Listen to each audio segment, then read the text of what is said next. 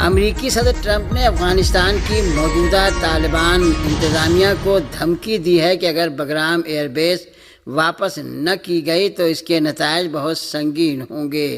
امریکی میڈیا کے مطابق ٹرمپ نے کابل کی طالبان حکومت کو بگرام ایئر بیس واپس نہ کرنے پر سنگین نتائج کی دھمکی دی ہے۔ امریکی صدر ٹرمپ نے یہ دھمکی ایسی حالت میں دی ہے کہ دہشت گردی کے تعلق سے امریکہ اور طالبان حکومت کے درمیان مذاکرات ہو رہے ہیں۔ اس رپورٹ کے مطابق ٹرمپ حکومت افغانستان کی بگرام ایئر بیس میں دوبارہ امریکی فوجیوں کو تعینات کرنا چاہتی ہے۔ قابل ذکر ہے کہ ٹرمپ اس سے پہلے کہہ چکے ہیں کہ امریکہ کو بگرام ایئر بیس کو نہیں چھوڑنا چاہیے تھا۔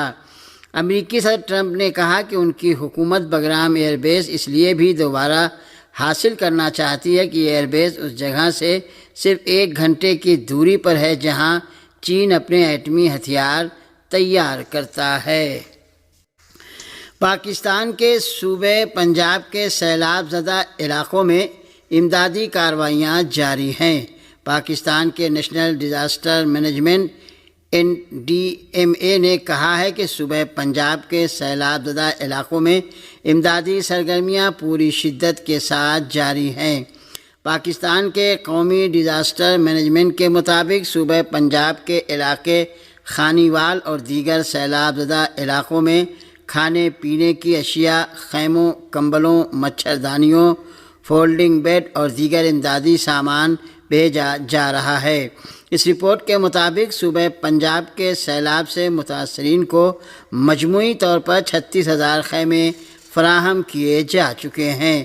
پاکستان کے قومی ڈیزاسٹر مینجمنٹ اتھارٹی کے مطابق پنجاب کے سیلاب سے متاثرین کی مدد کے لیے 17,000 کشتیاں بھی فراہم کی گئی ہیں۔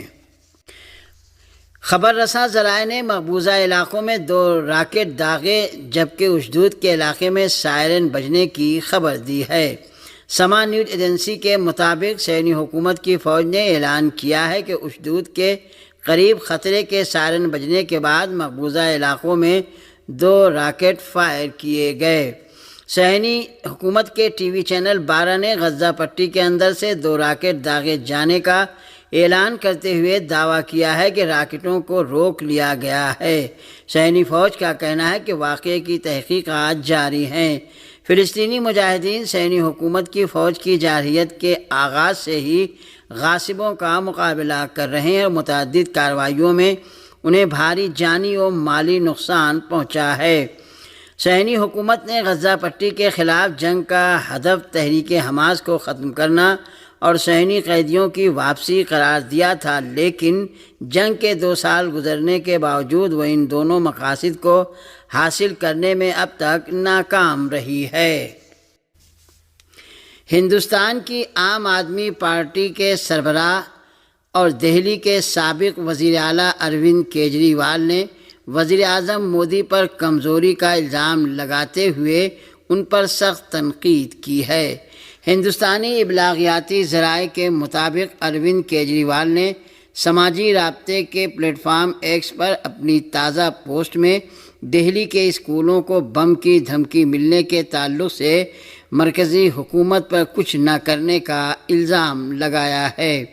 انہوں نے وزیر اعظم نریندر مودی سے سوال کیا ہے کہ ان کی اتنی کمزوری کی وجہ کیا ہے۔ دہلی کے سابق وزیر اعلیٰ اروند کیجریوال نے اپنی پوسٹ میں لکھا ہے کہ وزیر اعظم صاحب کچھ تو کہیے، 140 کروڑ عوام کا وزیر اعظم اتنا بے بس کیوں ہے؟ کیا آپ سے کچھ بھی سنبھل نہیں رہا ہے؟ مسٹر کیجریوال کا کہنا ہے کہ قومی دارالحکومت دہلی میں اسکولوں کو بم کی دھمکی ملتی ہے، ہر طرف افراتفری مچ جاتی ہے اور بچوں کے سرپرستوں میں خوف پھیل جاتا ہے۔ انہوں نے الزام لگایا کہ 1 سال سے اس طرح کی دھمکیاں مل رہی ہیں، لیکن بقول ان کے اب تک اس سلسلے میں نہ کسی کو پکڑا گیا اور نہ ہی کوئی کارروائی کی گئی۔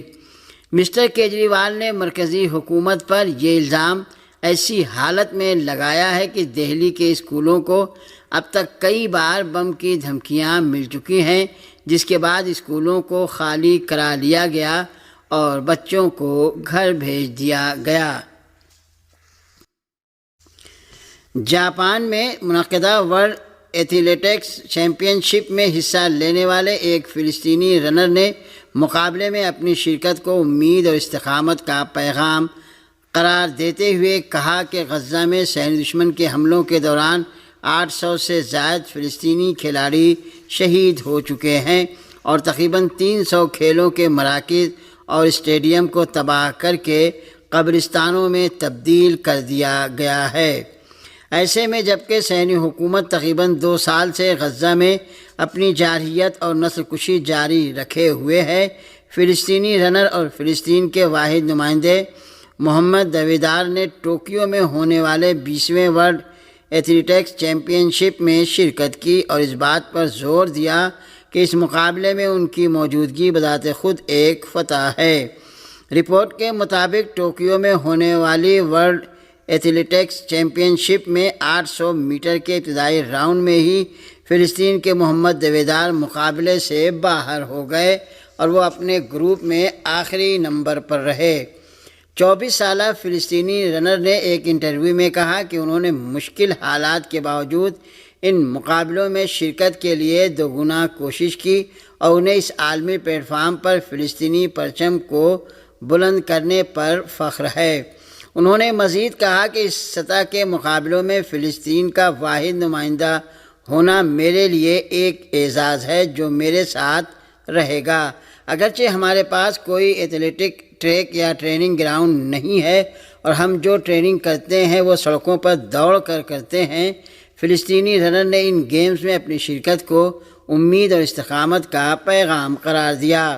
فلسطین کی صورتحال کے حوالے سے انہوں نے بتایا کہ غزہ میں صہیونی دشمن کے حملوں میں 800 سے زائد فلسطینی کھلاڑی شہید ہو چکے ہیں اور تقریباً 300 کھیلوں کے مراکز اور اسٹیڈیم قبرستانوں میں تبدیل ہو چکے ہیں۔ انہوں نے یہ کہتے ہوئے اپنی بات کا اختتام کیا کہ وہ فلسطینی بچوں کو پیغام دینا چاہتے ہیں کہ وہ محنت کریں اور یقین رکھیں کہ ہم اس پرچم کے لیے تمغے جیتیں گے۔ ایمنسٹی انٹرنیشنل کی سیکریٹری جنرل اگینسٹ کالامارڈ نے صہیونی حکومت کے خلاف فوری اقتصادی پابندیاں عائد کرنے کا مطالبہ کیا ہے۔ الجزیرہ کے ساتھ ایک انٹرویو میں کالامارڈ نے کہا کہ غزہ میں صہیونی حکومت کے ہاتھوں نسل کشی اس کی حمایت کرنے والے ممالک، تنظیموں اور کمپنیوں کے تعاون اور شرکت کے بغیر ممکن نہیں تھی۔ انہوں نے مزید کہا کہ دنیا بھر میں ہزاروں کمپنیاں اسرائیل کی براہ راست حمایت اور مدد کر کے غزہ پٹی میں جنگ کو طول دینے میں کردار ادا کر رہی ہیں۔ کالامارڈ نے مزید کہا کہ غزہ شہر پر قبضہ ایک جرم ہے جس کا مقصد لوگوں کی جبری نقل مکانی کے ذریعے ثقافت اور تاریخ کو تباہ کرنا اور مٹانا ہے۔ انہوں نے کہا کہ اسرائیل پر فوری اقتصادی پابندیاں عائد کی جانی چاہیے اور صرف زبانی مذمت پر اکتفا نہیں کرنا چاہیے۔ اور آخر میں یہ خبر کہ خبر رساں ذرائع کے مطابق صہیونی فوج نے ایک بار پھر شام کے علاقوں پر حملہ کیا ہے۔ شامی میڈیا رپورٹس کے مطابق صہیونی فوج کا ایک گشتی دستہ شام کے صوبہ قنیطرہ کے علاقوں میں داخل ہو گیا ہے۔ یہ صہیونی فوجی متعدد گاڑیوں کے ساتھ جباتا الخشب اور خان النبا کے درمیانی علاقوں میں گشت کر رہے ہیں۔